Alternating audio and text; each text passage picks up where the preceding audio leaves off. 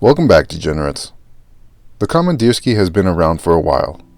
Released in 1965, its production was fueled by a need for a military watch tough enough for combat and even tougher for bored and curious soldiers. Vostok engineers rose to the challenge, focusing on qualities like shock, temperature, and magnetic resistance. While it may not have been pretty, the end result was the creation of a legendary series of watches that we all know and love today. In the watch world, nothing is better than stuff with ties to the military. For the veterans and service members out there, I know the term military grade is often used as a joke, and rightfully so. But even then, that association is still cool. Just like porn and the internet, the military and watches go hand in hand with each other. I'm even inclined to say that you can't really be a watch enthusiast without also being a military enthusiast, as both, conceptually, are designed to be tools meant to survive anything. They pair well together is all I'm saying.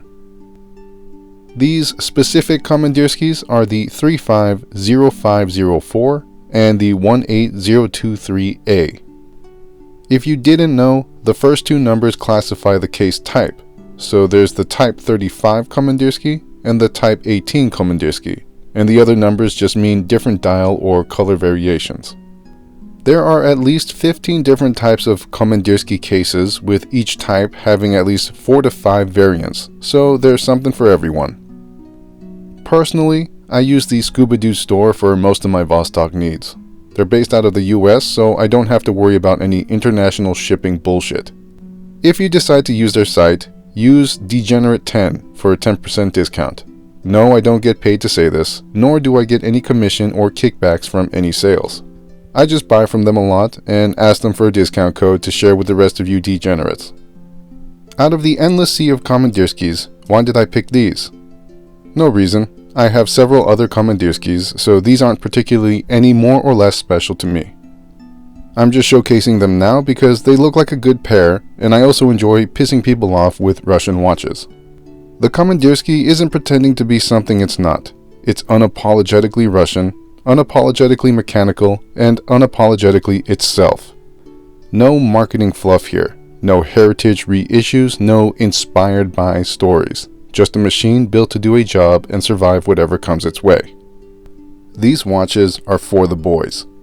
Obviously, the metal-on-metal presentation is the apex of class, and their more humble reputation makes them a well-rounded choice for genuine watch enthusiasts. They're cheap, but not cheap looking. The history of this brand is very much embedded in the design and leaves a face that looks seasoned and weathered by experience.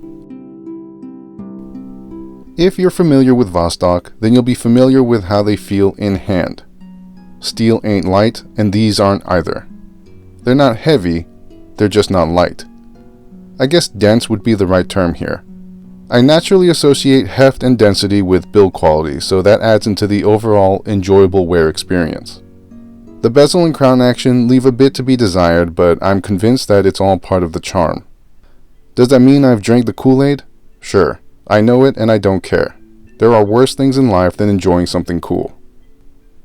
The finishing is outstanding. This is the kind of finishing that I live for. It's brushed, tough, and durable. No unnecessary fluff, just simple and straightforward.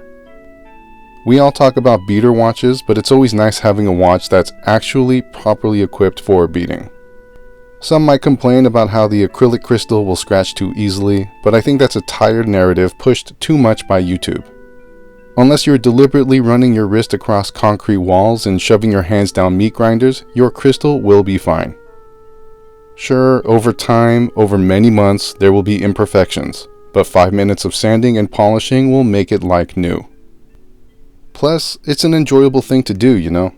As men, I think we all enjoy taking care of, tinkering with, and fixing our tools, and this is all part of that process. Before I get too distracted, I want to get back to the metal-on-metal style here, because above all else, that's really the main thing. It's the greatest design choice ever made, and makes no exception here. The execution is stunning. You could be rocking the most exquisite specimen of horology ever invented, and chances are I'd be more interested in these ones because of the simple fact that steel is life. When you wear these, you're not just wearing a watch, you're wearing a philosophy. A reminder that things don't have to be perfect to be meaningful. that ruggedness and reliability have their own kind of beauty. There's a reason why so many feel such a strong loyalty to the brand, and it's not because of any blind insanity. It's because these are legitimately solid fucking watches. From the ground up, you're hard-pressed in finding a more in-depth horological experience than with a Vostok. And then when you factor in price, there's no competition. I feel like a broken record because I've said this so many times before, but I'll continue to say it until it's no longer true. Yeah, it might not have the polish of a generic Swiss luxury watch, but it has something they don't. Soul. Real, mechanical, Soviet-era soul forged from decades of use, abuse, and unbothered durability. And that's why the Komandirskie will always have a place in any serious collection. Not as a trophy piece, but as a workhorse that quietly reminds us why we got into watches in the first place. These are for the boys. That is all. Stay classy. I sure as hell won't.